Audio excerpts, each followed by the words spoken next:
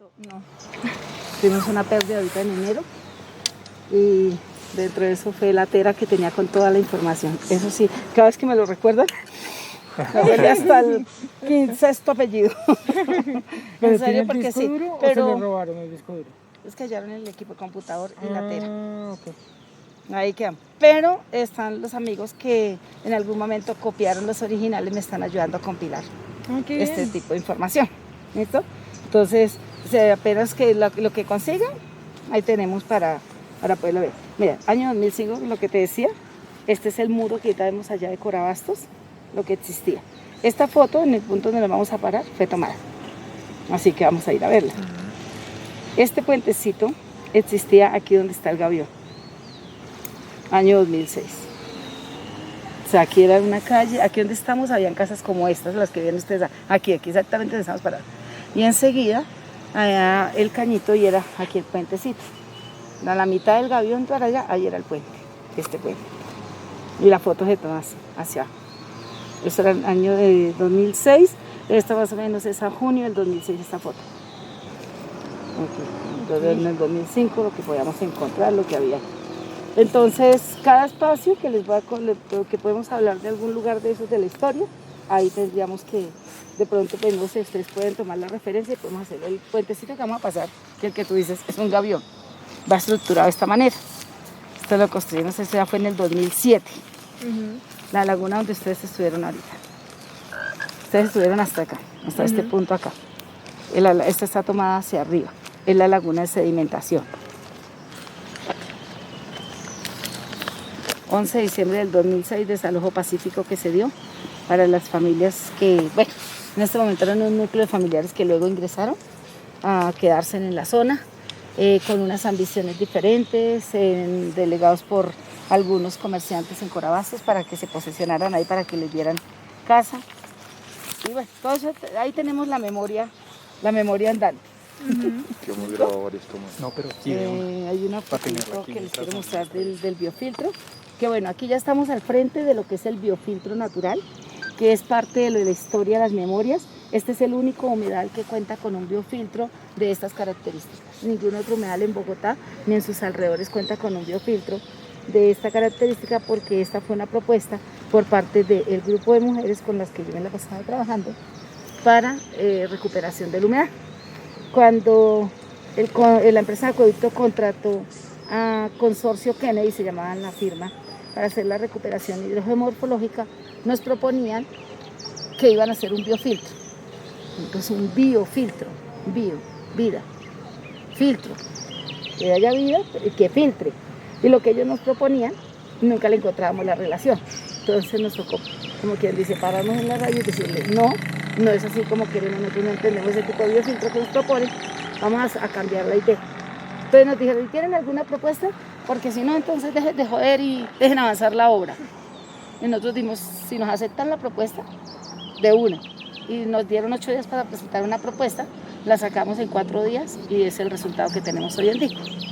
Eso es parte de la historia, lo que se cuenta en la recuperación del humedal La Vaca, que es el único que puede dar fe y cuenta de este trabajo, de esa apropiación comunitaria, de ese amor por un espacio y ese aporte que se puede hacer para recuperar ecosistemas. Sin la mirada de esperar a cambio el contrato, es que tengo que cumplir con, no sé, los términos que me da, los términos contractuales que tiene el contrato, tengo que tener tiempos, sino más bien desde la mirada de la comunidad, qué queremos a futuro y qué queremos generarle como esa perspectiva a las futuras generaciones, de decirles sí podemos entre todos articularnos, la comunidad, las entidades, las instituciones, la academia y todo el mundo hacer por algo. Todo el mundo habla de paz, pero nadie se compromete. Todo el mundo hablamos de, ay no, es que el calentamiento global, es que el agua, la guerra que se va por falta del agua, estamos perdiendo espacios verdes, la calidad de aire que estamos respirando, y la pregunta es, ¿y qué haces por eso? ¿Qué podemos hacer? Y eso es lo que nos nació, en este caso personal, pues a mí, a mi esposo, a mi familia, y de eso conviamos a un grupo de mujeres, que es de donde surge, primero inicialmente un grupo de mujeres que queríamos trabajar por el humedal. De ese grupo surge el nombre de la Fundación Grupo Banco de Semillas, que es la organización de la cual soy representante legal, y es la organización que se ha dado la pela por la preservación, conservación, rescate y la memoria del humedal La Vaca, aquí en la localidad de Kennedy, en la ciudad de Bogotá. Eso es lo que nosotros hacemos. ¿Y qué pasó con esas mujeres? ¿Te puedes ¿Me quitar mueres? el tapabocas o te ¿Sí? molesta? ¿No? Nosotros todos estamos No, con por el tapabocas. contrario. A mí me molesta tenerlo. Listo. Entonces, no sé colócatelo en si el- como... en el- Sí, en el- espera. para que no te... Listo, porque estamos pasamos. grabando video. Sí, ¿Sí me entiendes? Entonces, para listo. que- Entonces vamos a hacer una cosa. Espera, monta la grabación. Porque en este momento tengo, como se dan de cuenta, tengo la chaqueta. Me preguntaba, entonces yo, para este momento, a mí la Secretaría Distrital de Ambiente me paga por hacer lo que a mí me gusta, hablar de mi humedal. Yo soy intérprete ambiental para la Secretaría, para los humedales que tiene a cargo la Administración la Secretaría Distrital de Ambiente. Pero, de acuerdo al documental que queremos, lo queremos contar como desde el trabajo que hemos venido realizando hace 29 años por la preservación de este humedal. Entonces, me voy a quitar la chaqueta. Estamos en donde la foto que les muestro de las casas, Ajá. era todo eso así. Todo, estaban todas las viviendas de la foto que te estaba mostrando. O sea, Esto estaba poblado, lleno O sea, de gente. grabémosla ella diciendo desde aquí la foto y todo, pero coloquemos en los... ¿no? Los privates de una, listo, yo La presto. misma monjita, mírala acá. De una. Pero es me que hay parece. otras en la zona allá. Ellas están comunicando entre ellas. ¡Ya la vi! Es que cuando yo me vine, ella pasó acá. Entonces fue por yo que me quedé mirando hacia allá para donde se había ido. Y está ahí. Sí, ahí está. Hasta que aparezcan los turpiales, el búho. Se está llamando a la otra. No, esperen. Otra. Bueno, hoy desde aquí, desde el humedal La Vaca, ubicado en la localidad de Kennedy, la ciudad de Bogotá, a la parte sur de la central de abastecimiento más grande de Sudamérica, como es Corabastos, en este escenario maravilloso, este paraíso, contarles la historia. Y es que sepan que en el año 2006 esto no existía. El humedal único que cuenta la historia de haber desaparecido en su totalidad para la faz de la tierra, que lo recubren escombros, basuras, viviendas encima de él, gracias a la postura de un grupo de mujeres aguerridas, trabajando de la mano con las instituciones, haciéndoles entender a las entidades, a las autoridades de momento, de que si era posible había que recuperar el humedal. No importaba cuánto fuera el área que se recuperara, pero pensar en ello para regalarle desde este rinconcito el pulmón, un riñón a la ciudad, que es una de las funciones de nuestros humedales, un pulmón para el planeta. Esa tarea nos ha llevado bastantes añitos, aún nos falta mucho por hacer, pero ver renacer como el ave fénix, después de haber muerto, se levanta entre las cenizas y resurge de nuevo el ecosistema denominado Chucua La Vaca. Chucua, vocablo muisca, humedal, elevado a esa categoría más adelante, resurge nuestro humedal para decir sí se puede.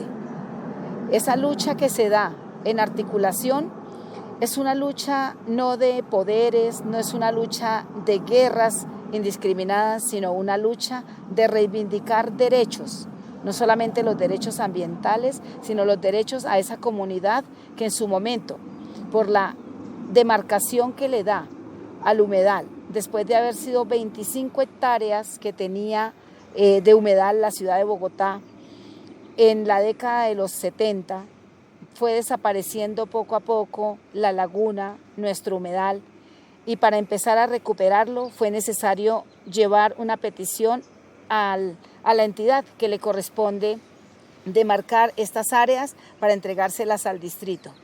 Y llevamos hasta el Consejo de Bogotá con una práctica de diálogo de ese quehacer, pero también con una propuesta. Y la propuesta era, no importa si es 1 metro de humedal, hay que salvarlo. Y es así como logramos que se apruebe el acuerdo 035 de noviembre de 1999 y demarca la nueva área de humedal. De las 25 hectáreas se rescatan 9. Y de las 9 En el sitio donde nos encontramos tenemos 7 y es el que se conoce como el sector norte del humedal. Y es ahí donde comienza la historia de 160 familias que, quedando involucradas en esa última demarcación, el grupo de mujeres empezamos una ardua labor y tarea con ellos, sensibilizándolos a por qué tenían que dejar el sitio para poder mejorar su calidad de vida y la de los habitantes que quedaríamos en el territorio. Pero aparte de ello, cómo reivindicarles los derechos a estas familias. Y es así como con el Distrito Capital logramos hacer sinergia para hacer esta tarea. Y es la historia más hermosa que se cuenta en la parte social, porque aquel que piense en trabajar en el tema ambiental desconociendo lo social o viceversa, lo social desconociendo lo ambiental, está equivocando el camino. Así que la tarea más hermosa que se vivió acá fue haber desarrollado una tarea en conjunto del restablecimiento de derechos de las 160 familias. La pregunta, ¿qué pasó con estas familias? Pues es ahí donde nace esa parte de historia humana. Listo.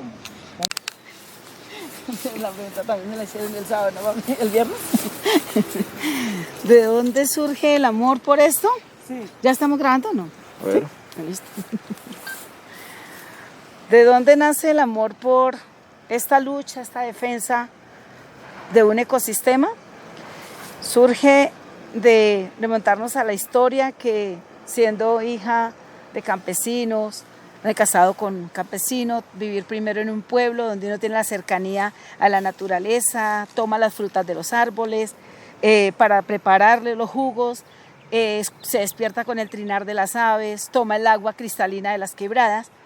Y cuando tenemos que salir desplazados, mi familia y yo, de nuestra región, nosotros somos de Boyacá, y tener que anochecer y no amanecer y llegar a una ciudad que nos alberga en su momento, pero que también era un monstruo para nosotros, y desaparece. Pero luego, con la ahínco y la berraquera que con mi esposo hemos mantenido, pues empezar de ceros. O sea, aquí no nos vamos a quedar llorando sobre la leche derramada, sino que hay que hacerle para adelante.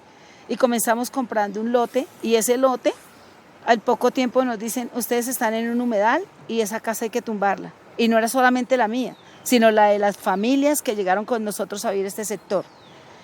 Y ese amor que nace es cuando nos despiertan a una realidad diciendo, ustedes ocuparon un humedal, y uno preguntaba, ¿y qué es un humedal? ¿Eso qué carajos es? ¿Para qué sirve? ¿Con qué carajo se come esa vaina? Y es ahí cuando nos muestran, nace en ese momento para el Distrito Capital el DAMA, Departamento Administrativo del Medio Ambiente, y a ellos les asistía una tarea de sensibilizar a las comunidades y a la gente la importancia que tienen los ecosistemas.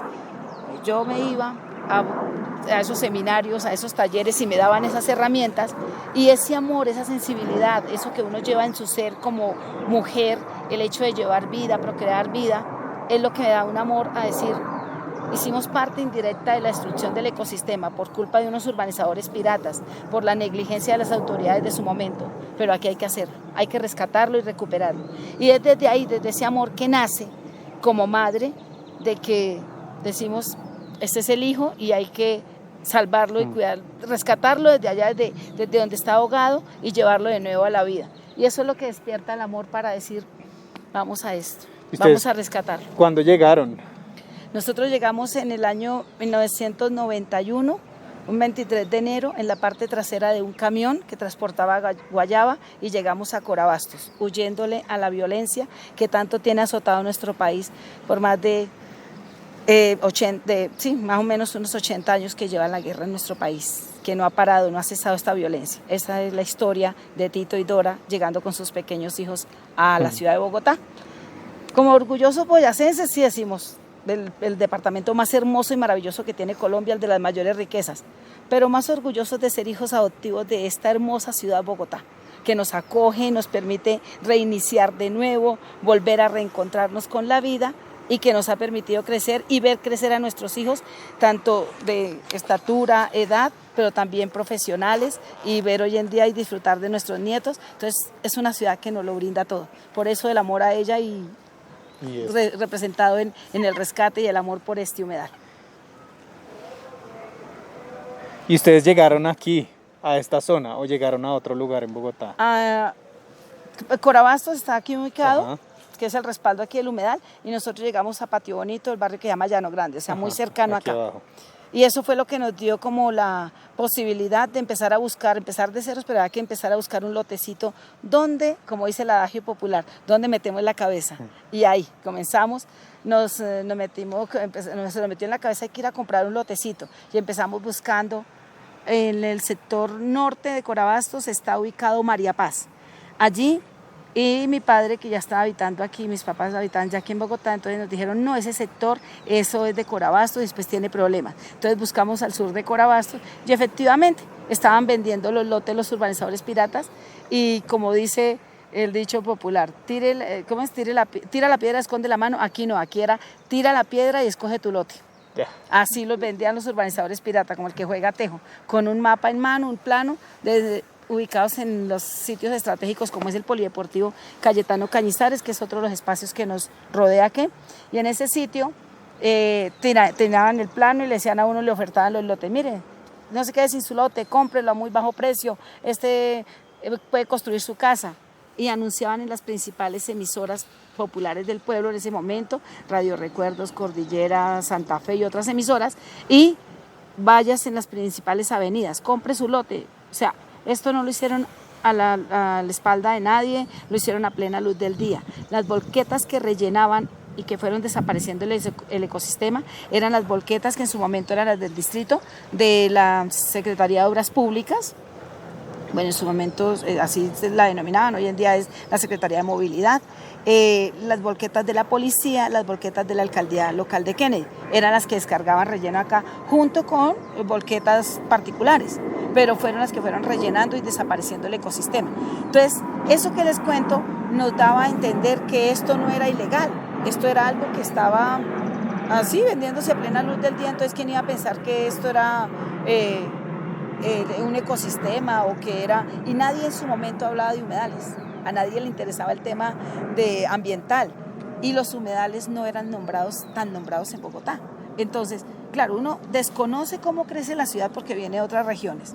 No hay nada que lo oriente, que le diga es que ahí no se puede comprar. Y aparte de ello, el urbanizador pirata mandaba a los vendedores de esta manera, como les cuento, con mapa en mano, le ofertaba los lotes a uno. Pero aparte de eso, le entregaban a uno con una promesa de compraventa. Si el documento era una firma registrada en la notaría, ¿quién se iba a imaginar que esto era algo ilegal?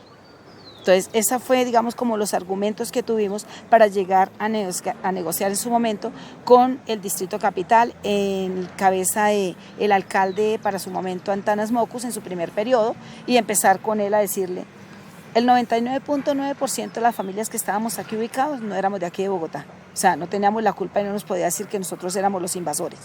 Segundo, nos ofertan de esta manera como les acabo de relatar. Entonces, ¿quién se imaginaba? ¿Quién era más culpable? Le decía yo a Antanas Mocus. ¿Ustedes como autoridades o nosotros? Y es así como llegamos a un consenso y a una concertación, año 1995, a crear una mesa de trabajo para empezar el tema de humedal versus comunidad, versus en ese momento 14 asentamientos ilegales sobre el humedal. Esos mismos asentamientos están ya hoy en día legalizados y son barrios que se incorporaron al casco urbano de la ciudad de Bogotá en el año 2000, después de todo un andar sobre el tema del acuerdo 035 que les comentaba, les mencionaba hace un momento, demarca de nuevo el humedal y nacen los barrios para la ciudad, nace su legalización de servicios públicos y también inicia, o ya desde sus inicios con unos estudios previos que había venido haciendo la empresa de acueducto, se da el nacimiento o el renacimiento más bien de nuestro humedal. Como les decía, tiene dos sectores, quedó fraccionado, el sector norte donde nos encontramos y el sector sur, que son 2 hectáreas que están más hacia sobre la avenida Villavicencio.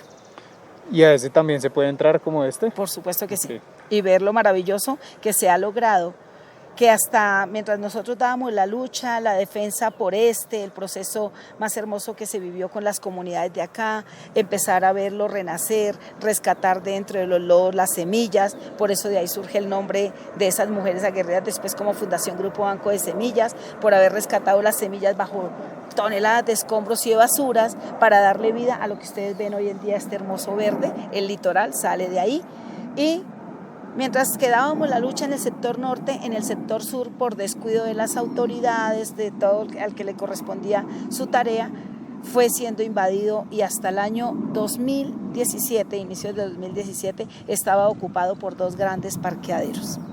Al día de hoy contamos con un maravilloso espejo de agua, con más de 710 especies arbóreas que ya hemos plantado, con las instituciones y la comunidad, 27 especies de aves registradas en Bacasur, en esas 2 hectáreas. Y todo lo que ha vuelto a germinar ahí estaba oculto bajo esos escombros que eran el parqueadero. Entonces ya tendremos la oportunidad de ir en un momento allá para que lo conozcan. Vale, vale. Yo digo que la historia es importante, porque ¿qué sucede? Muchas veces nos quedamos con, decía mi esposo esta mañana en un relato de noticias, que la gente se queda con el solo imaginario de el malo, el ladrón, y se juzga sin conocer.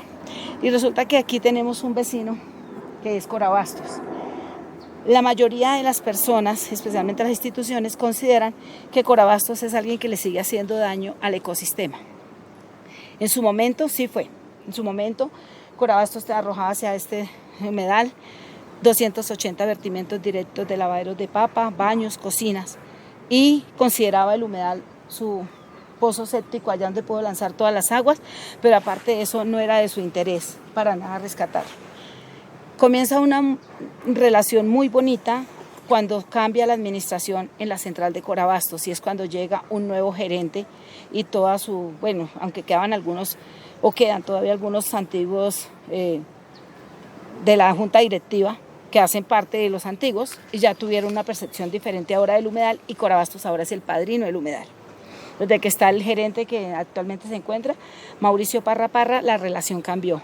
Entonces es un apoyo interesantísimo lo que tenemos hacia el humedal, y tanto es así, por eso paraba acá, porque tanto es así el interés de ellos colaborar, que esta parte que está aquí rescatándose lo acaba de entregar apenas hace un año. Corabastos se lo entrega al humedal. El muro lo construye la empresa de acueducto, y esto se está excavando porque esta zona va a tener árboles acá, lo va a restaurar.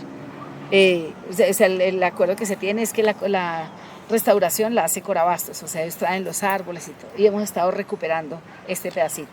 Esto antes estaba ocupado por los corretadores, o los que llaman los braceros, que son las zorras que los señores transportan así con los brazos, pero llaman los braceros, y esta era la zona de ellos, hasta esta zona. O sea, aquí solamente hay un senderito de 1,20, no era más, y se logra este espacio que nos lo entreguen ahorita para crecer más el humedal. O sea que las 7 hectáreas sigue creciendo. Seguimos buscando más área, seguimos buscando ese metro que nos proponíamos en el principio.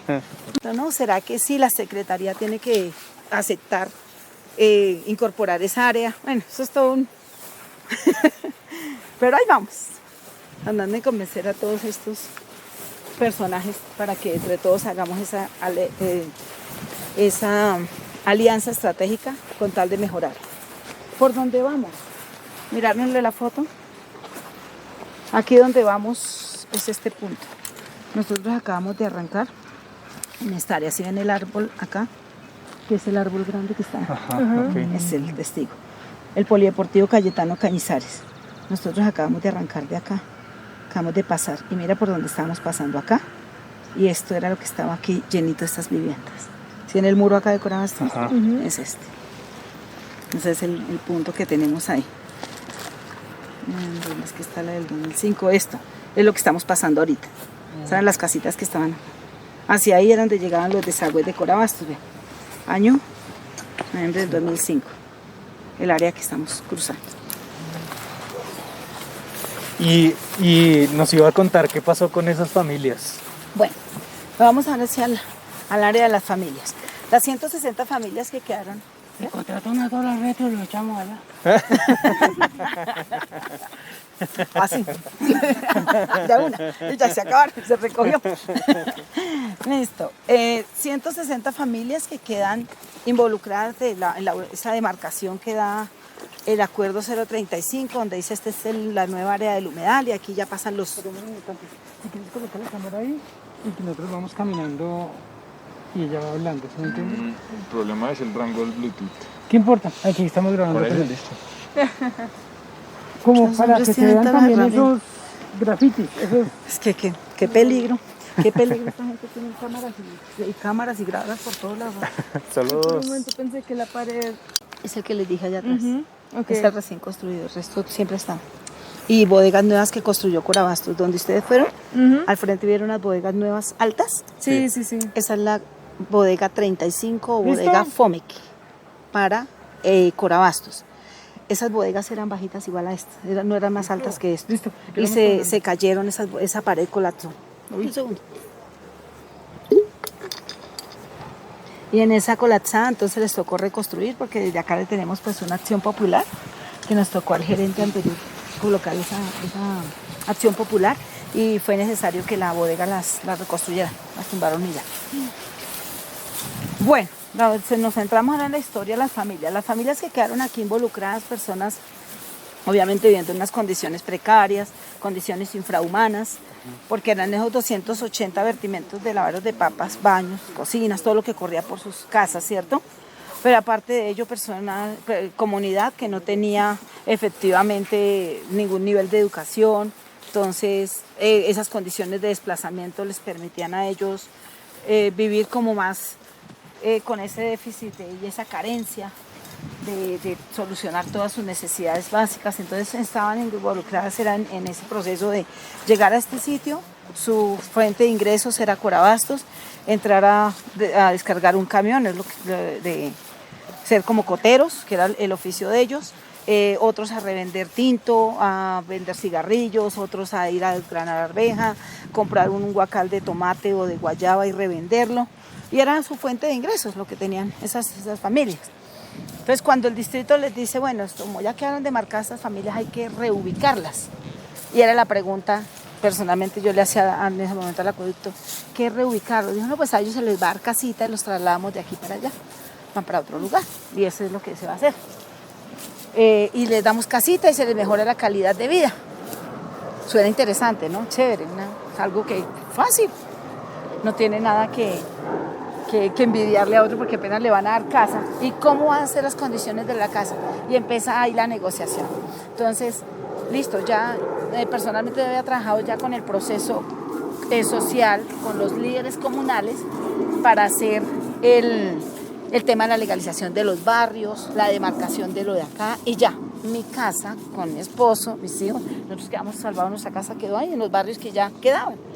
Ya O sea, finalmente la casa de ustedes no la tuvieron que tumbar. No. Ok. No, y sigue siendo acá. Entonces está la casa de nosotros allá cerca del polideportivo. Y llegamos hasta acá. Y cuando, bueno, la pregunta, listo, ya nos salvamos nosotros y ahora esas familias que, y la mayoría de líderes dijeron en su momento, no, súper, o sea, ya, listo, ya que esas familias se defiendan. Un momento, espérate. Ellos resultaron sacrificados por nosotros. Y vamos a dejarlos solos. No, que a nosotros que no importa, eso es responsabilidad del distrito, es responsabilidad de la empresa de acueducto, no de nosotros. No, mira, o sea, ahí es cuando digo que ese amor que uno lleva en las entrañas como mujer, como madre, por crear, porque la mayoría de mis compañeros, pues con el perdón de ustedes caballeros, pero pues hombres, y ellos dijeron, no, eso no es tarea de nosotros, eso les toca es a ellos. Espérate, ¿cómo así? No, nosotros tenemos que también apoyar a esas comunidades. No, definitivamente no. Entonces, cuando yo hablo de mi grupo de mujeres, no eran de lideresas, fueron mamitas, madres cabeza familia, las mujeres que se quedaban en el hogar cuidando a sus niños, mujeres del común. Fueron las que me apoyaron en la labor de lo que hicimos con las familias de acá. Yo, bueno, listo, señores comunales, ustedes nada que ver con el tema, perfecto. Pero nosotros me voy a convidar a mis mujeres y nos vamos para allá. Y empezamos con ellos a trabajar, a sensibilizarlos, a sensibilizar al contratista que para ese momento el acueducto le dijo, gesta ambiental, usted tiene que hacer un censo socioeconómico y sacar estas familias, trasladarlas de ahí para mejorarles la calidad de vida. Bueno. Listo, reubicación, ¿a dónde?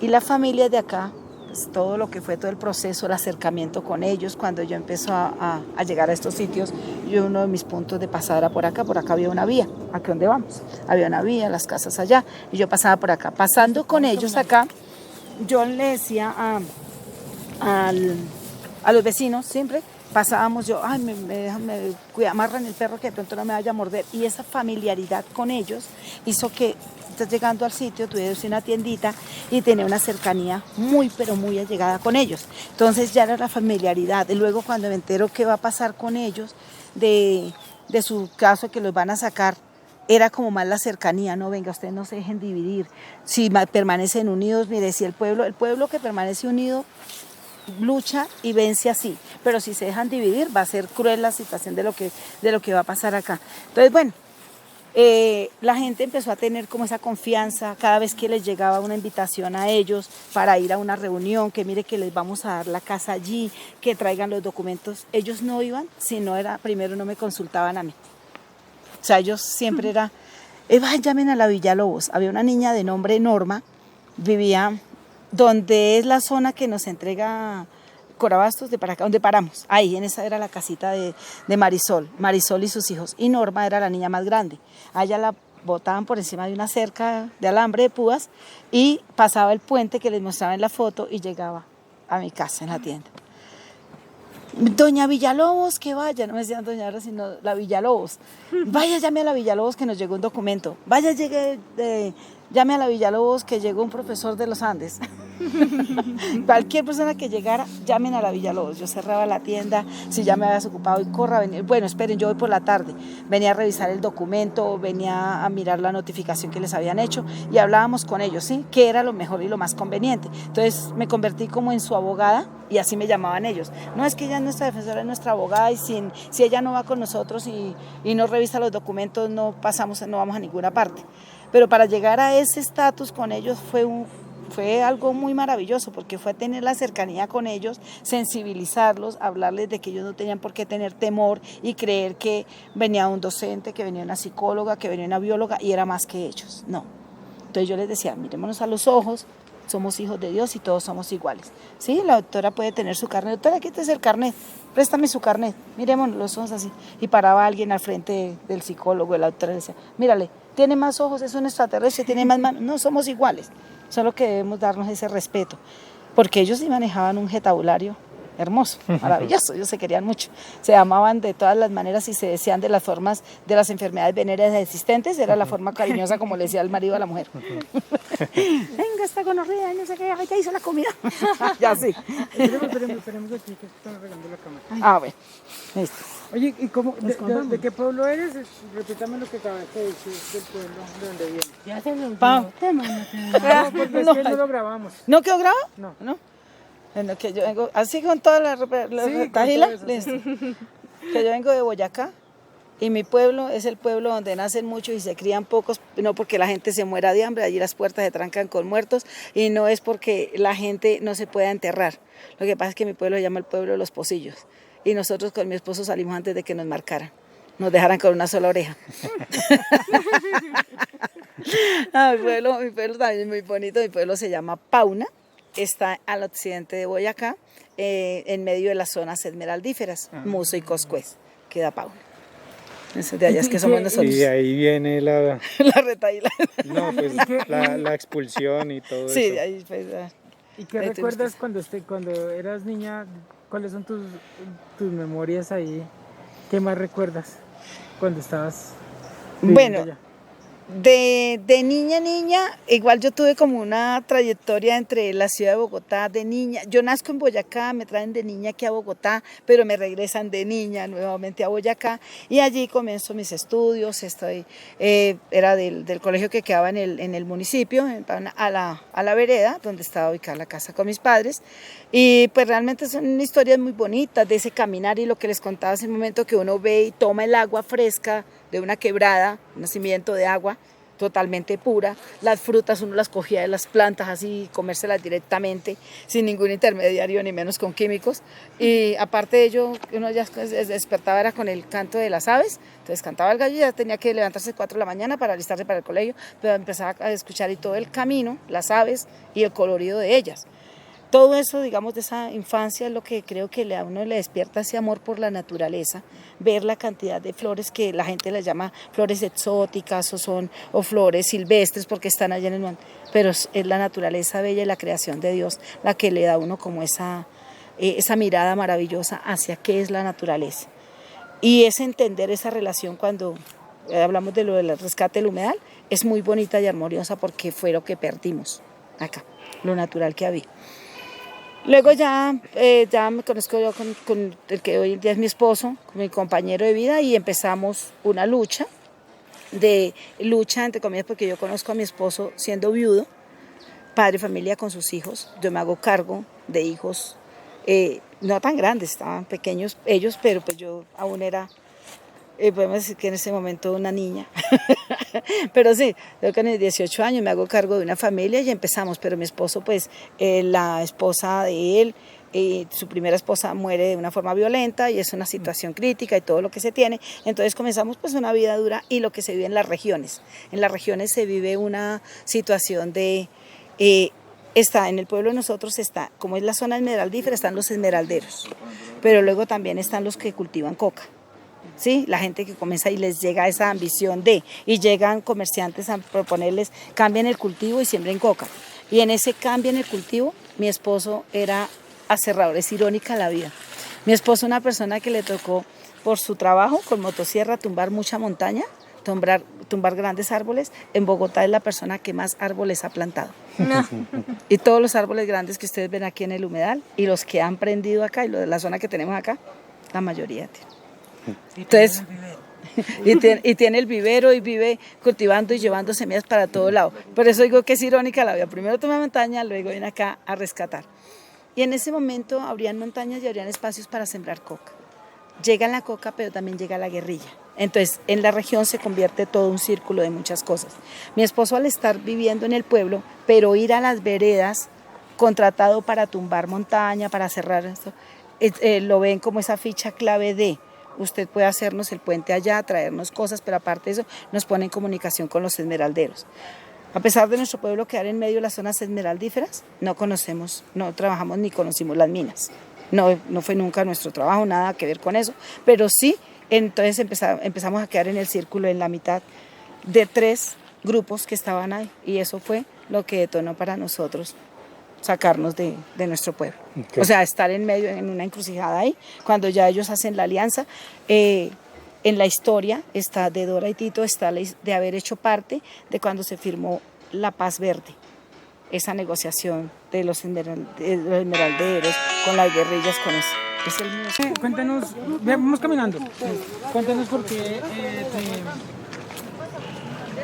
te gusta proteger la naturaleza, por qué te gustan los humedales, ¿qué te hace sentir? Bueno, el querer la naturaleza, el defenderlo, el querer conservar vida, es que realmente sin estos escenarios, sin estos espacios, la humanidad tiende a desaparecer. Me gusta porque me hace sentir la paz, la tranquilidad, ese regalo maravilloso que es lo que Dios nos ha dado, el símbolo de la vida. Y imagínense cuando uno ve que hay una tingua que ha salido de su tierra, como nosotros haber salido desarraigados con mi esposo de nuestro pueblo, y la tingua fue sacada de acá, pero regresa años después porque le dimos el espacio para su hábitat, y regresa, y verla cuando sale con 6 pichoncitos pequeñitos, esos punticos negritos, esas tingüitas recién nacidas, verlas ahí, cómo nacen, cómo van corriendo por entre el agua. Imagínate la sensación que una de mujer y que ha sido madre puede sentir en ese instante. Y entonces dice uno, vale la pena seguir luchando y defendiendo esto. Imagínate cuando uno toma una semilla como esta, del garbanzo espino, una pepita de estas tan pequeñita, y ponerla, aquí está amarillita, aquí ya la tenemos seca, y ponerla a ella en un espacio a que empiece de nuevo a brotar raicitas, y empieza la vida y empiezan a surgir esas chapolitas y esos arbolitos pequeños, sabiendo que aquí nos está dando sombra, oxígeno, alimento a las aves de acá.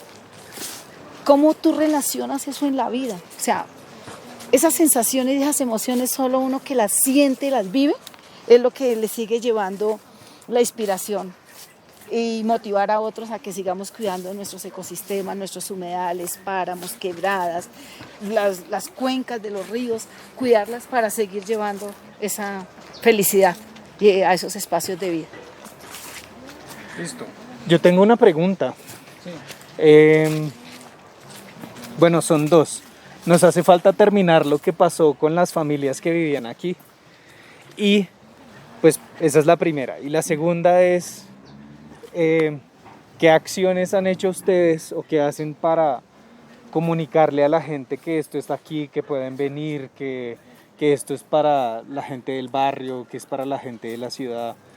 ¿Cómo hacen ese proceso de conexión con otras personas para visibilizar el trabajo que ustedes han hecho aquí? Bueno, entonces vamos con la primera. Hágale. La primera, con las familias.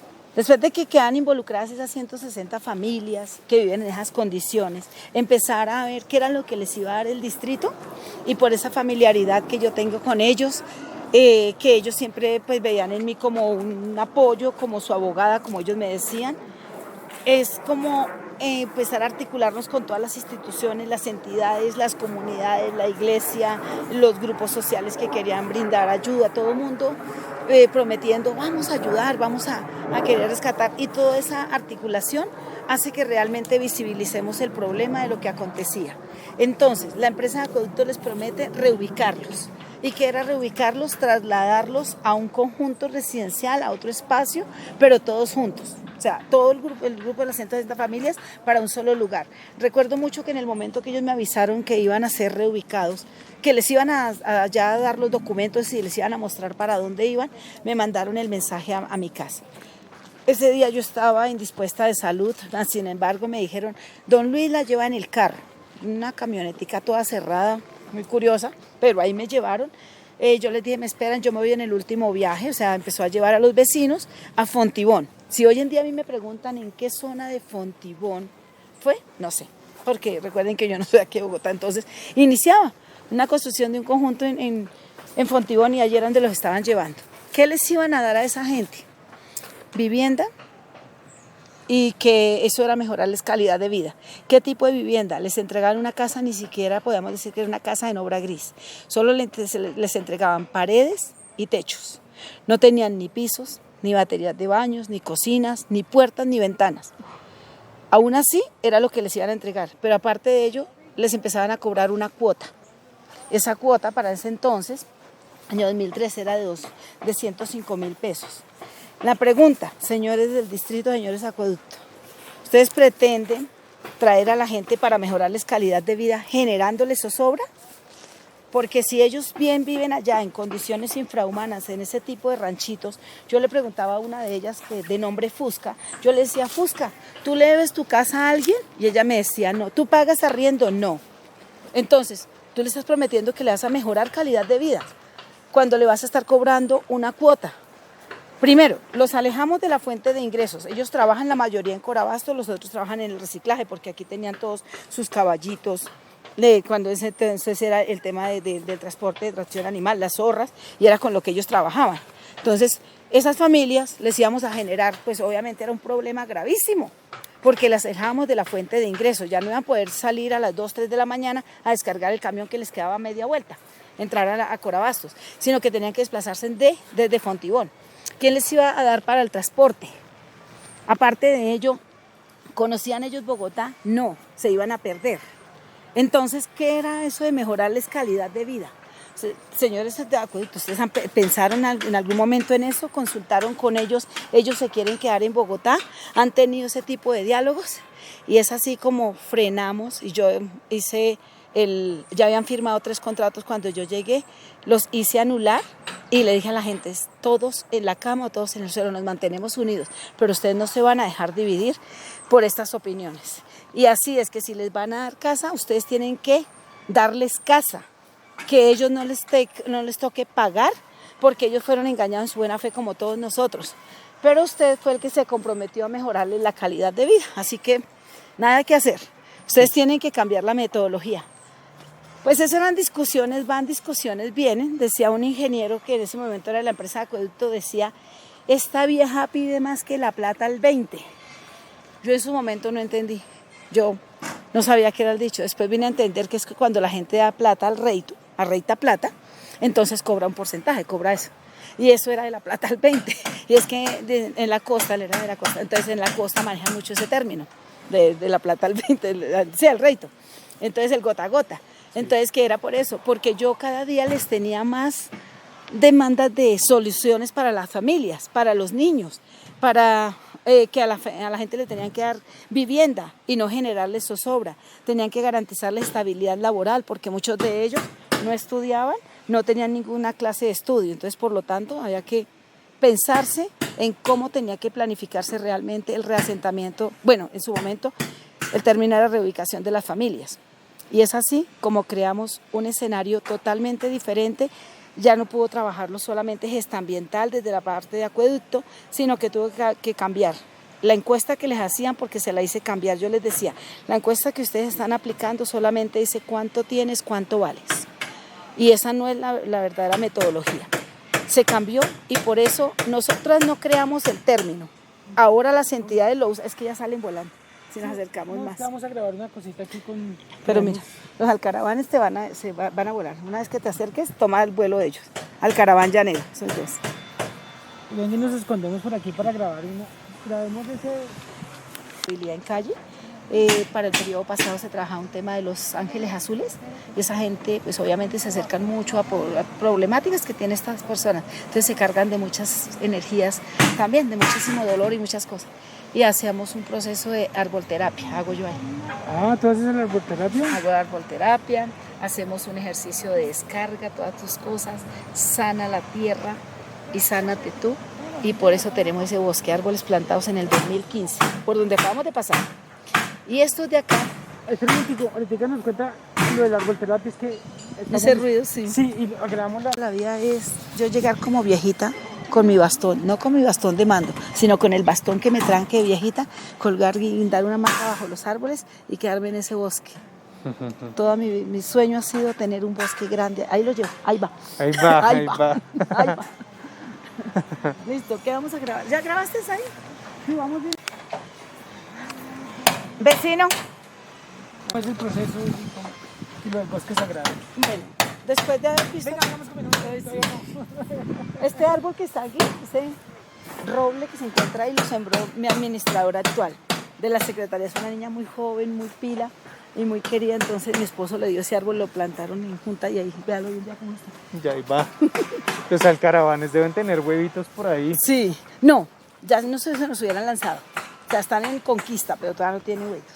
Bueno. Les presento mi altar, que me tiene mi esposo. Planta manto de María. Y ya, pues ese es el espacio, hacer 2 banquitas acá. Y este jardín al frente lo plantó mi nieto el menor. Eso que ustedes ven aquí, estas bailarinas. Cada sitio tiene cada rinconcito tiene su historia. Y una a las flores también. El arbolterapia, ¿cómo es? Listo, el ejercicio de arbolterapia. Después de haber sido un lugar de mucho dolor, de muchísimas tragedias, ese espacio, también mucha violencia intrafamiliar, abuso a menores, abortos y cantidad de cosas. Hasta personas secuestradas estuvieron escondidas en ese sector. Y al levantarlo con vida, haber plantado árboles y sobre todo cuando la plantación ha sido con mujeres que en su momento eran gestantes y lactantes. Yo tenía un programa de desayunos infantiles con amor, que era de bienestar familiar, que era entregar la lechecita, las galletas y un kilo de bienestarina al mes. Con ellos hicimos el espacio de sembrar y sembrar en ese lugar árboles, y luego de la siembra de árboles viene un ejercicio de su crecimiento y los niños van creciendo y también va creciendo ¿quién? Va creciendo la vida ahí, que son nuestros arbolitos, y los niños se medían, ¿no? Entonces crece más rápido el árbol que el niño y así. Bueno, y eso me dio la idea de que cuando vienen a este lugar, ¿cierto?, a los humedales, a hacer recorridos, recuerden que es de recreación pasiva, el de aprendizaje, es un aula viva, también nos da la oportunidad de venir personas que vienen con muchísimos problemas. Y esos problemas no solamente los problemas personales, sino los que cargan por motivos de su labor, de su trabajo que cumplen. Entonces, personas que trabajan con Secretaría de Integración Social, el tema de habitabilidad en calle, los que trabajan con bienestar familiar, el tema de las comisarías de familia, atendiendo asuntos de muchísima violencia, se cargan de muchas cosas y eso se vuelve como negativo para la persona. Entonces empezamos a trabajar, por ejemplo, una vez al mes venían estos funcionarios y hacen un ejercicio de descarga de esas emociones. Entonces hacemos lo que se llama el ritual de arbolterapia. Y es ingresar al bosque sagrado, primero, con una buena intención, un buen pensamiento, sanar la Pachamama. Primero, que entiendan eso. Pues la gente, algunos caminan descalzos, otros levitan, y cada quien lo hace, elige su propio árbol y hace el ejercicio de arbolterapia. Se libera, se sana y sana ese rinconcito de nuestra madre tierra, y es por eso que el bosque sagrado tiene esa connotación y esa energía que ustedes percibieron ahorita, que no se sentía porque veníamos en el tema de la grabación y la charla, pero que se percibe ahí, en esa zona. Y así cada rinconcito aquí en el humedal tiene un ejercicio y algo muy bonito, que es sentir desde la malla hacia adentro, este espacio donde estamos, ingresas acá y te sales de la ciudad de Bogotá, de ese mundanal ruido. Estás en una finca, estás en el campo, estás fuera de la ciudad. Y vuelve uno de nuevo a salir ya a la cotidianidad, pero ha llevado una recarga de una energía maravillosa, que es lo que se vive en los humedales. Y ahora sí, mi segunda pregunta. Listo. Venga, yo les terminamos con el tema. Ya la tenemos cansada. De la primera pregunta que todavía no hemos terminado, entonces al hacer todo este ejercicio se cambia el orden y es cuando el término, no lo inventamos nosotros, el término surgió del proceso que hicimos y ahora se llama reasentamiento. Lo usan todas las entidades, el acueducto, el IDU, la Caja de la Vivienda Popular, todas, ¿cierto? Para hacer el tema de reasentar familias que están en unas zonas de condiciones, pues obviamente en riesgo especialmente. Pero en su momento lo que aquí hicimos fue transformar el pensamiento no solamente de las entidades, de las instituciones, también de los que habitaban acá. Y eso lo hicimos en conjunto. Y en conjunto fue decirle a la comunidad, ustedes también quieren salir de acá, pero hay que cambiar de malos hábitos. Entonces, ¿qué fue lo que se le garantizó a estas familias? Después de tantas discusiones, de tantos debates, acueductos, Secretaría de Integración Social, Secretaría de Ambiente, y con todos ellos, ¿qué fue lo que se hizo? Pues con ellos lo que se hizo fue mejorarles la condición, la calidad de vida, no quedaron pagando ninguna cuota, recibieron vivienda usada, la mayoría de ellos donde vive, aquí en Bogotá, recibieron casa. ¿Y quién recibió la mejor casa? La familia que más niños tenía, porque lo que buscamos fue mejorar eso. ¿Cuál fue el discurso de las mujeres que nosotras les decíamos a las instituciones? No vengas a prometer escuelas donde no hay niños y puentes donde no hay ríos. Cuando usted prometió que les iba a mejorar calidad de vida, es integral. Entonces, por lo tanto, ustedes tienen que pensar en darles la vivienda porque ellos no se la deben a nadie. O si no, dejémoslos viviendo ahí quietecitos, que ellos ahí han sobrevivido.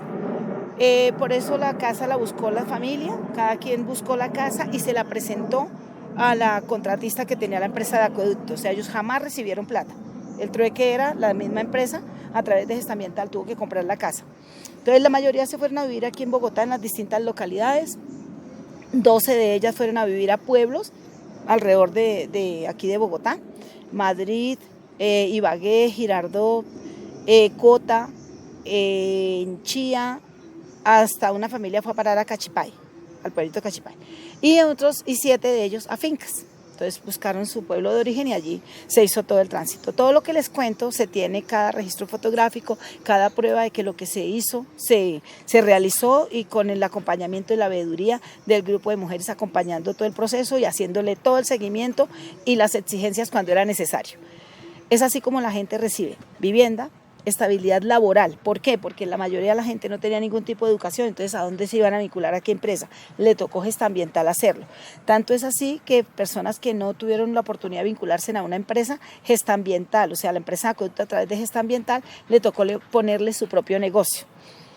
Una tienda, la ebanistería, la carpintería, una miscelánea, la señora que sabía coser entonces sus máquinas a satélite para que tuviera su trabajo, y de esa manera garantizarles que iban a tener ingresos para pagar servicios públicos, que aquí también era la cultura del no pago de servicios públicos, tuviesen para pagar los impuestos, para comer, porque ya no iban a tener pues el ingreso de ir a rebuscarse en la plaza.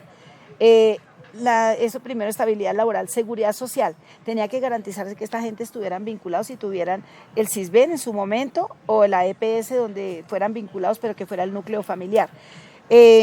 Seguridad educativa, como siempre venían de la tradición. Mi abuelo no estudió y ahí sacó a mi papá adelante y lo mantuvo. Mi papá no estudió y ahí me mantuvo y lo mantuvo. Yo no he estudiado y entonces ¿usted para qué necesita estudiar? Ese era el discurso de las familias a los hijos. Entonces no había que permitir eso con los niños. Y tuvo que hacerlo en la empresa de acueducto con las trabajadoras sociales de gestión ambiental, garantizar que los niños quedaran vinculados al colegio más cercano. Entonces, no, es que eso es responsabilidad de los papás. ¿Y quién nos garantiza que los niños sí se van a quedar estudiando? Entonces, vamos a hacer un paquete completo. Esa fue toda la estrategia que trazamos las mujeres y el acompañamiento. No, usted no puede sacar la maleta diciendo, yo ya cumplí. No, toca garantizar eso. Y por eso los niños quedaron vinculados a colegios.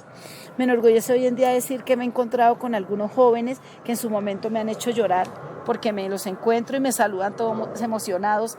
Y en un momento me preguntaban, Dorita, ¿tú no te acuerdas de nosotros? Y yo, los saludaba emocionados, me decían, Dorita, hola mi amor, ¿cómo estás?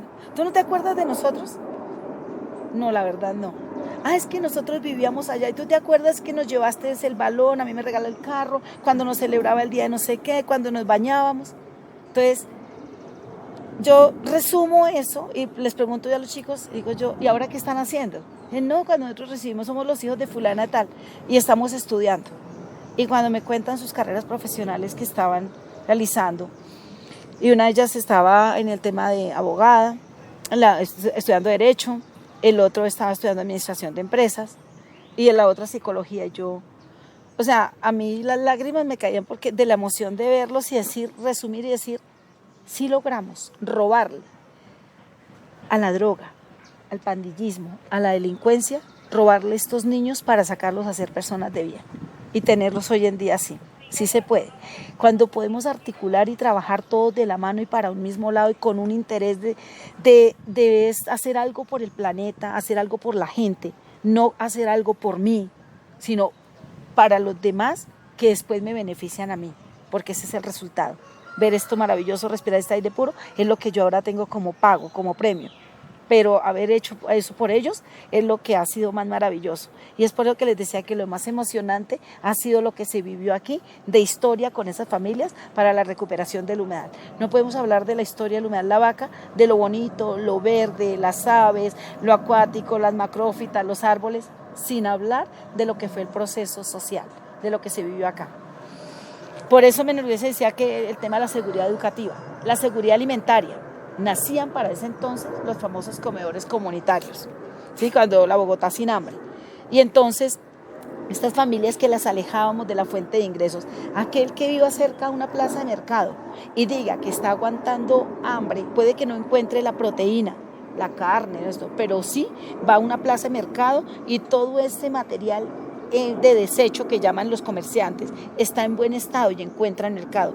Eso tenían las familias de acá, pero de acá las íbamos a sacar. Ya no tenían la cercanía, había que garantizarles que por lo menos tuvieran una comidita caliente, especialmente los niños, y por eso fueron vinculados a los comedores comunitarios y tenerles pues obviamente cómo devengaran su salario para que llevaran el alimento a la casa a las familias. Es así como todo el paquete es completo.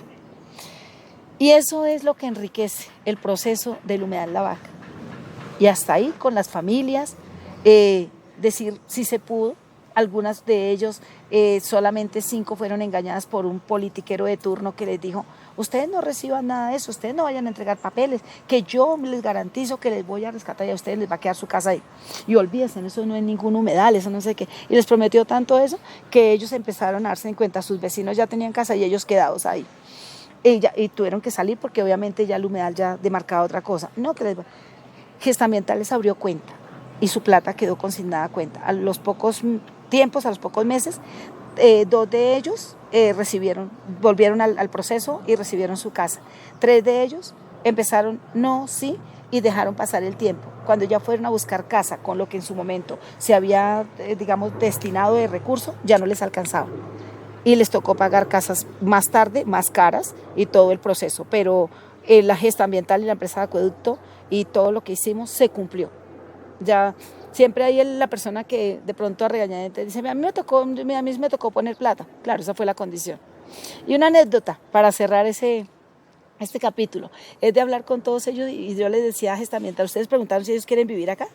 Y había un señor de José González y le decían sus vecinos, le decían José el Marica, porque él hacía parte de un grupo de mariachis, tocaba el aparato ese grande, el biombo, no sé, en música no sé, pero tocaba ese aparato grande. Entonces él siempre salía con su vestido de charro, entonces pantalón apretado, y los vecinos lo llamaban, ay miren, allá va José el Marica. José el Marica tenía 4 hijos, hermosos, muy lindos, 2 niñas, 2 niños, y su esposa Rosita.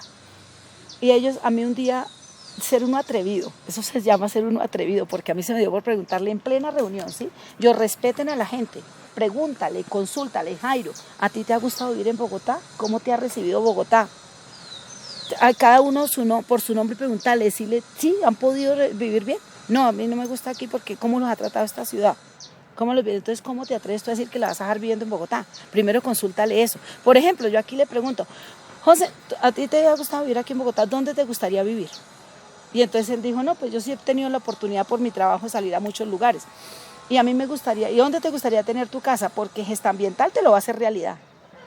Y entonces eso es ser uno atrevido, le dije, y él me contestó, me dijo, imagínate que yo fui con mis compañeros a dar una serenata al barrio Chicó, y a mí me gustaría vivir en ese barrio, en Chicó. Y yo le dije, José, la empresa de acueductos Gestambiental te lo van a hacer realidad. Tú te vas a ir a vivir al Chicó. Dígame si eso no es ser uno atrevido, osado. Yo le dije así, y adivinen dónde fue a vivir José el Marica. Fue a vivir al barrio El Chicó. José quedó vinculado, como tenía un nivel educativo alto, vinculado a una empresa. Él sí quedó pagando cuotas porque, obvio, su casa, mire dónde iba a ser, y empezó y siguió con sus niños allí, en El Chicó. ¿Vieron? Son historias y anécdotas que se cuentan que efectivamente sucedieron en esos trasegares de lo que se hace por una mejor ciudad, por mejorar condiciones de vida. Termina todo el proceso del reasentamiento de las familias, empieza a decirse se va a recuperar el humedal y lamentablemente el espacio se deja solo. No lo dejan a cargo las mujeres, sí, pero obviamente nosotros no somos autoridad policiva y comienzan unas ambiciones diferentes y sesgadas. Comerciantes de Corabastos y personajes de alrededor, incluidos líderes comunitarios en su momento, y empezaron a meter gente acá. Y así también fue el llamado por parte de algunos de los que se fueron de acá. Un ejemplo, fueron a visitar a la familia Forero, y la familia Forero tenía una comadre, y la comadre fue y le preguntó a los compadres y le dijo, oh, oiga compadre, ¿qué lempo de casa que tiene ahora? ¿Y ustedes cómo hicieron? ¿A qué banco robaron? ¿Qué fue que hicieron? Y después de que vivían en semejante pudrición allá, esa cuchitril que vivían allá atrás de Corabastos. Pues comadre, la verdad, nosotros subimos aquí la casa, no hemos robado a nadie. Allá una vieja loca llamada Dora nos ayudó y nos metieron en el proceso y de allá nos resultaron dando la casita. Entonces, oiga comadre, entonces ¿será que si yo me meto allá, a mí me darán casa? Pues yo creo que sí, comadre. Yo creo que sí, si usted se mete allá les van a dar casa. Y es así como resultó esto ocupado, de nuevo, de haber sido 160 familias ocupados por 274 núcleos familiares, entre el 2005 al 2006. Por eso es que se habla del 2006, cuando estaban estos asentamientos, y se habla de en su momento un desalojo pacífico, que eso fue el 11 de diciembre del 2006, donde las fotos que les muestro, donde están las máquinas excavando y sacando, fue por eso. Porque mucha gente, por ejemplo, comerciantes, el pobrecito desplazado de Don Luis, ahí hay complicidad en muchísimas entidades y autoridades. Aparecían gente con carta de desplazados que se las daba la personería. Y cómo eran desplazados personas diciendo que hacía 3 meses habían llegado del Caquetá, cuando llevaban toda su vida viviendo aquí en Bogotá y traían niños como sus sobrinitos y vecinitos para hacerlos pasar por hijos. Estoy contando lo que pasó en el 2006 y la discusión que tuve con el alcalde de momento, 2006. ¿Quién era alcalde? Lucho Garzón. Lucho Garzón, ya terminando su periodo. Y con él tuvimos una gran discusión, de alcaldes con los que yo haya peleado, literal pelea, con Antanas Mocus, Agarrón. Es un periódico amarillista ciudadana que agrega al primer mandatario de la ciudad. Yo jamás agredí a Antanas Mocus, yo solo me cogí del gabán de él para no dejarme sacar de una reunión nomás. Con Lucho Garzón y con Petro, que me haya agarrado literal, agarrones literales. Con todos he tenido acercamientos, he tenido debates y hemos podido llegar a consensar muy bien, pero de mis agarrones con ellos. Y en ese momento el agarrón con Lucho Garzón fue porque él decía que lo dejaran terminar su periodo en paz. Palabras más, palabras menos. Esa papa caliente que se la coma el próximo. A mí déjenme terminar mi periodo en paz. Es un conflicto social muy grande. Y yo estaba infiltrada en esa reunión porque alguien me había pasado la chiva y yo me metí en esa reunión. Yo fui invitada a esa reunión y allí llegué. Y cuando estaba en la reunión, yo le pedí el uso de la palabra y le pregunté qué iba a pasar. Y entonces él decía, ¿esta de qué oficina es? Y le dije, no se preocupe por averiguar de dónde me va a votar, de dónde me va a echar, porque es que yo no soy de sus súbditos que tiene acá. Yo vengo en la contraparte. Yo vengo en representación de la comunidad. ¿Quién la dejó entrar? ¿Cómo así? No sé qué. Tampoco se preocupe, señor alcalde, yo tengo oído de tísico. Y tampoco se preocupe, señor alcalde, por saber quién me dejó entrar, porque es que yo como ciudadana responsable, y además de eso respetuosa, no tengo sitios vetados.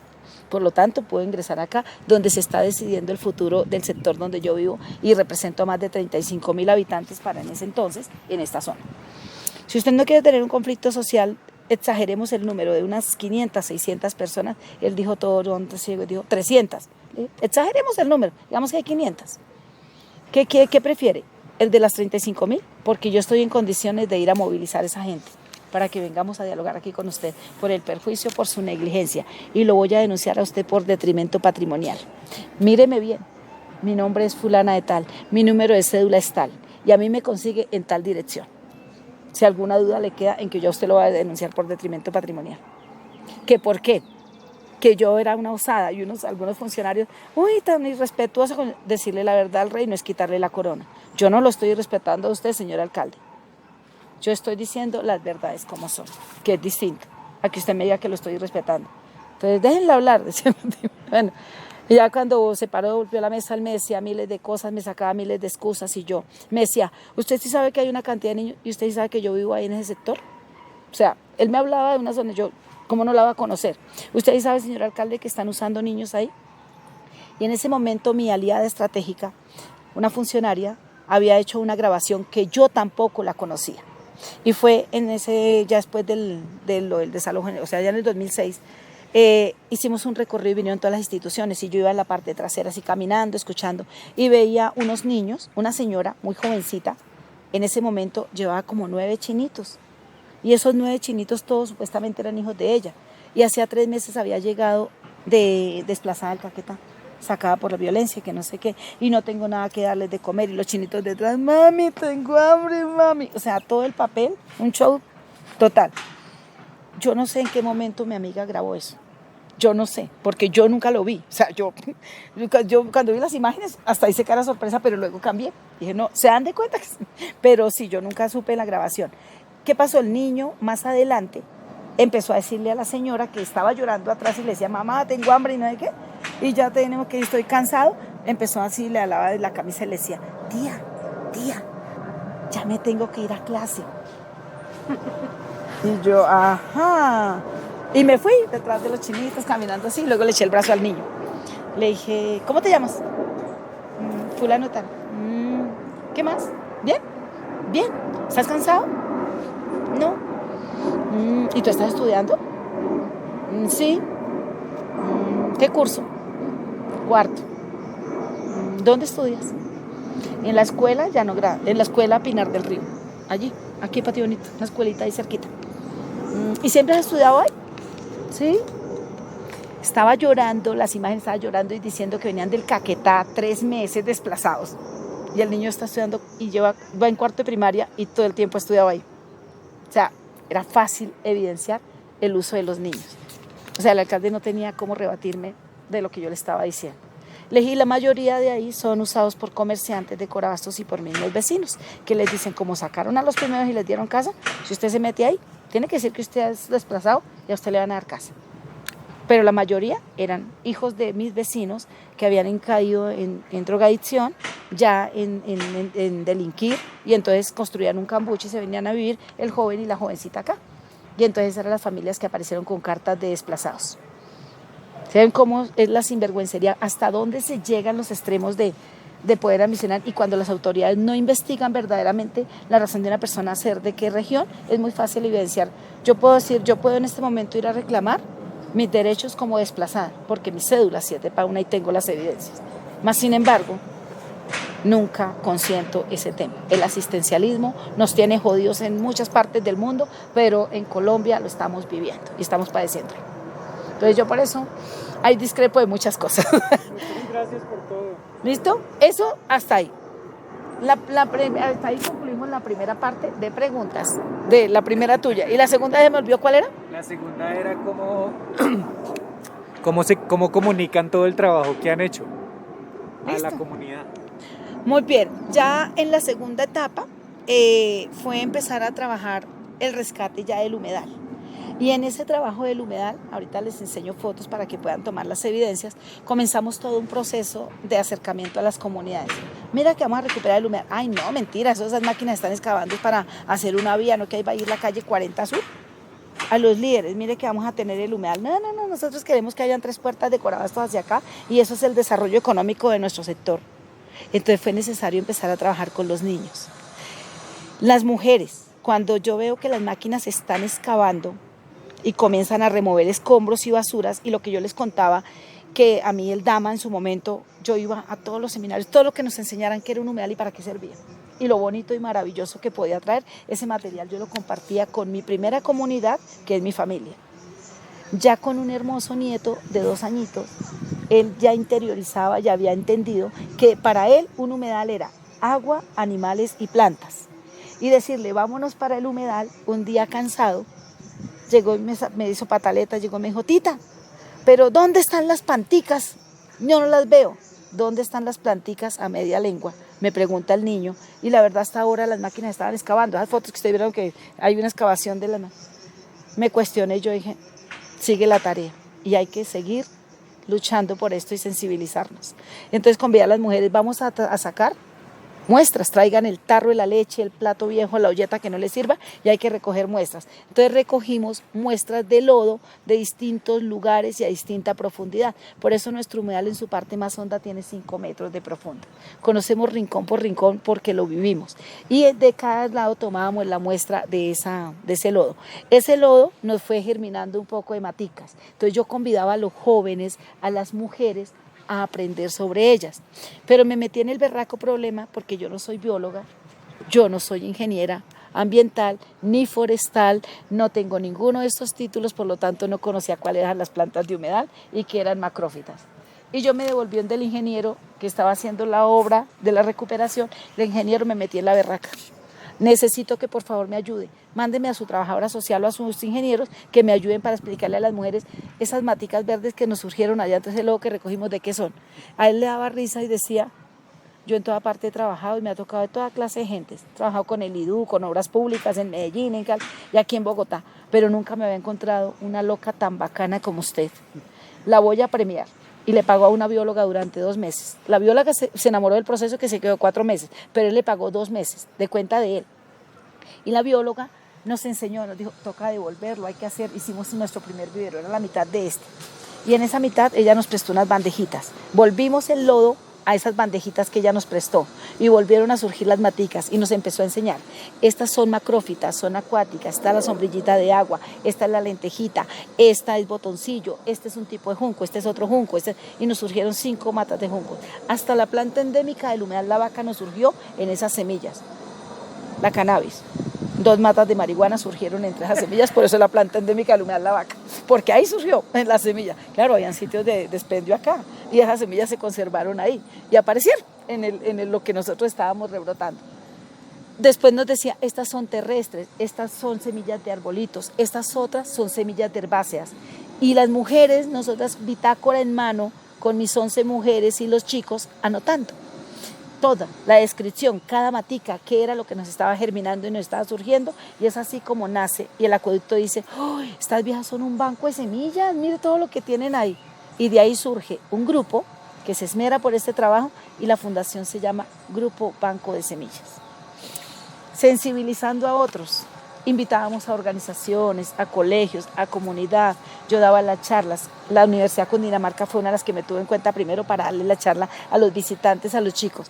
Y ¿cómo empezamos sensibilizando? Así, haciéndolo de esta manera, mostrándoles la realidad, pero sensibilizando, haciendo recorrido. Y cada día escudriñando y preguntando más qué interés podíamos tener en que si ya los viejos y los adultos, árbol que nace torcido, nunca su rama endereza, algunos la enderezamos después de viejos, pero porque somos árboles flexibles, pero otros no los enderezaron. Pero ¿qué teníamos que hacer? Inculcar mucho en los niños. Entonces empecé a trabajar con las madres comunitarias, donde están los niños menorcitos de 5 años, y sensibilizarlas a ellas, en los colegios y las charlas. Por eso tenemos mucha camaradería con colegios, con docentes, con universidades y con organizaciones, con las instituciones y entidades, porque todos debemos formarnos. Hay personas que llegan ya con su título, su tarjeta profesional, con una cantidad de teoría que los profesores les meten en la cabeza, ¿cierto?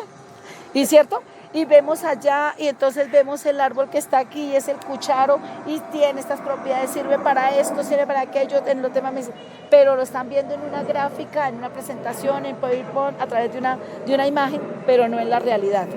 Cuando vienen a campo, qué estrelladas tan espectaculares que se meten, porque realmente de la teoría a la práctica hay un buen paso. Y eso es lo que nosotros abrimos aquí el espacio para entre todos seguir aprendiendo. Hay cosas que hay que desandarlas, de malos hábitos, costumbres que hemos traído. Hay cosas que tenemos que aprender unos de los otros, y ahí es donde entra la academia, donde entra la industria, ¿cierto? A mostrarnos otras realidades y las comparamos. Es así como entrar a hablar del biofiltro fue por eso, porque tuvimos que aprender y desandar algo que en su momento el contratista nos estaba mostrando. ¿Cómo íbamos a filtrar el agua, la calidad del agua que le ingresa al humedal? Porque la primera que aflora es el agua de los acuíferos, el agua subterránea, y agua limpiecita, pero otra contaminada iba a llegar a dañarla. ¿Cómo la filtramos? Y ellos nos decían, como existen todos los otros humedales, esto es un gavión, piedra rajón instalada de una forma estratégica a los lados, como hacer un estilo de puente, arcilla con un pegamento metida en medio de las piedras, y eso queda más consistente que el concreto. ¿Dónde filtra? Es que le abrimos un orificio, queda un huequito o por la mitad o en los laterales, y el agua pasa. Ingeniero, qué pena con usted, qué pena nuestra ignorancia, pero lo único que vemos es que el agua coge velocidad, pero no filtra. Una compañera que estaba ahí de mis 11 parceras decía, ingeniero, eso es un dique. En mi tierra eso se llama un dique, solamente el agua pasa así. Y yo le puse el ejemplo, y en mi tierra eso se llama envasar el guarapo. Tú tienes la totumada aquí de guarapo y la vas a meter a un galón, y coges con los deditos y le haces así. El guarapo pasa velozmente al balde y coge velocidad, pero no filtra. Entonces, y discutíamos, fueron 4 meses. Estas viejas me están parando la obra, yo necesito avanzar con la obra, y necesito, señores, acueducto. Hasta que vino Juan David Escobar, era el supervisor de la empresa de acueducto. Bueno, ¿qué es lo que pasa, Dora? Que no dejan avanzar la obra, que ven. Ingeniero, ya tenemos una edad, es que ellos nos dicen, nos hablan de un biofiltro y nosotros no vemos el biofiltro. Pero claro, ¿cómo no lo van a ver si es que ahí está en el diseño? Eso se aprobó en el acueducto y son así. Ustedes lo han podido aprobar y lo han podido aprobar todos los expertos, mejor dicho, hasta el rey de España vino y aprobó esa vaina. Nosotras no lo entendemos y no hemos logrado entender porque no lo vemos lógico. Y que sí, que no sé qué nos metieron. Fue tanto el debate, lo que pasa es que ellos cometieron también un error, ¿no? Nombrarnos a nosotras en el comité veedor de la obra. Y ellos todos contentos, ya nos van a aprobar todo y se acabó esa obra rápido porque pues ellas han defendido y quieren el humedal. Entonces solamente nos van a aprobar que sí. Qué error tan berraco que cometieron habernos nombrado porque no les dejamos avanzar con la obra como ellos querían. Hasta que nos dieron el papayazo de decir, bueno, ¿ustedes tienen alguna propuesta? Tanto que joven tienen alguna propuesta y nosotros volvemos a mirar. Yo les dije a las mujeres, sí. Una amiga trabajaba, una compañera del equipo, trabajaba en la empresa de teléfonos en servicios generales. Hoy en día es una de las directoras allá, en la ETV. Y en ese momento ya entró en servicios generales y estaba ahí. Y Gina decía, no, yo tengo cómo sacar allá en el internet. Y averiguamos y nos traía las copias. ¿Cómo era un biofiltro y qué se podía hacer? Pero nosotros eso técnico no lo entendíamos, pero para nada. Entonces nosotros cogimos de forma empírica a jugar.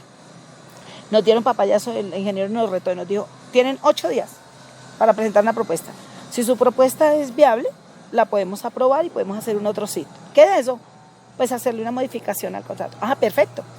8 días. Si en 8 días ustedes no tienen nada convincente, algo que realmente se acorde, entonces permiten que la obra avance, ¿verdad?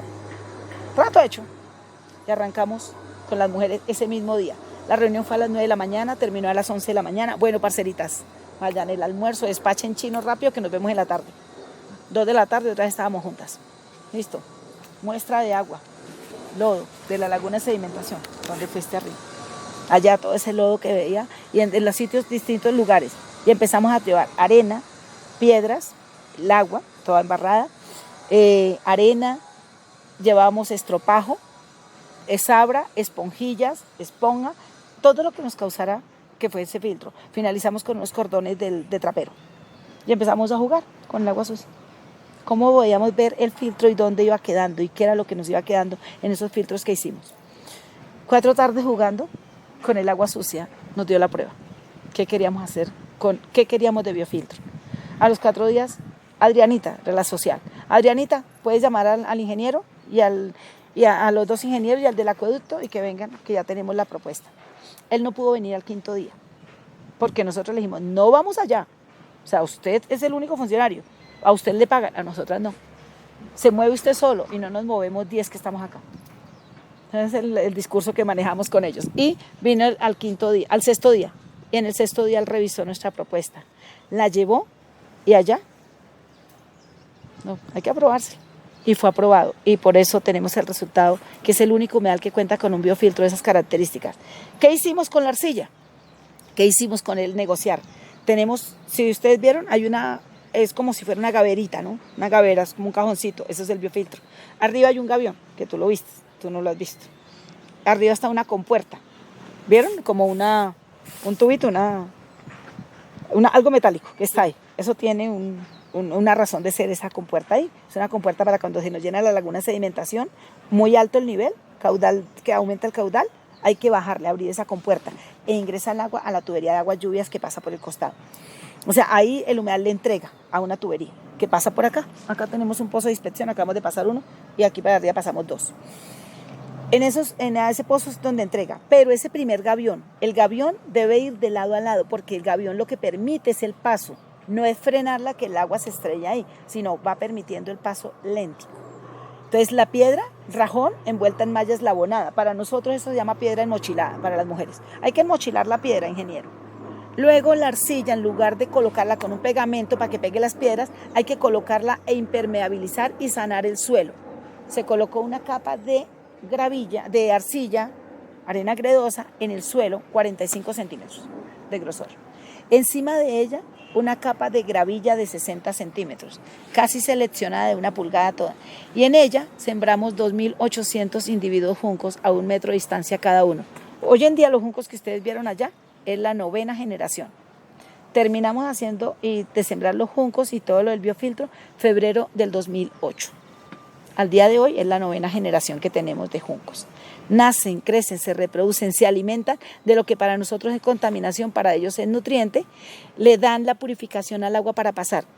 Tú que viste la calidad del agua arriba es diferente a pasar a la laguna natural. O sea, a simple ojo lo puedes ver.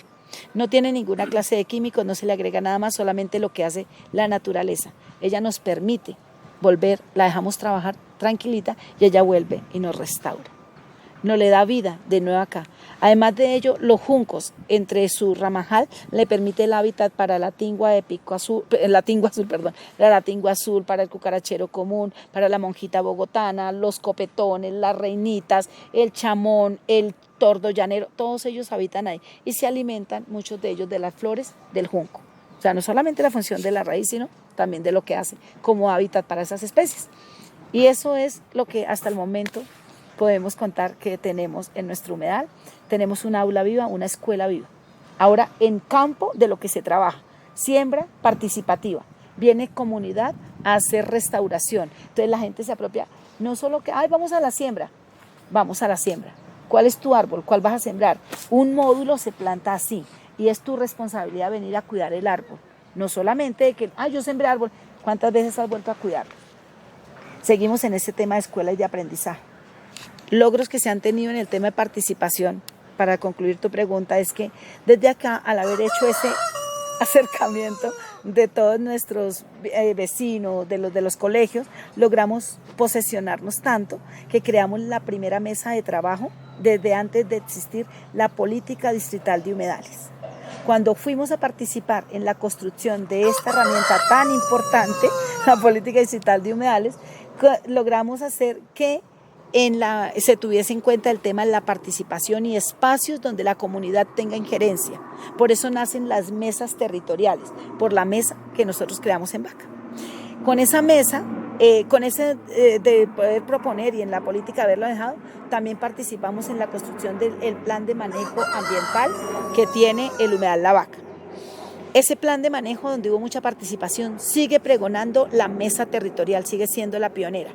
Y en este momento el espacio de la mesa territorial del humedal La Vaca es el único humedal que, así no haya administración, así no esté la empresa de acueducto presente, no esté secretaría, no esté alcaldía, la comunidad sí.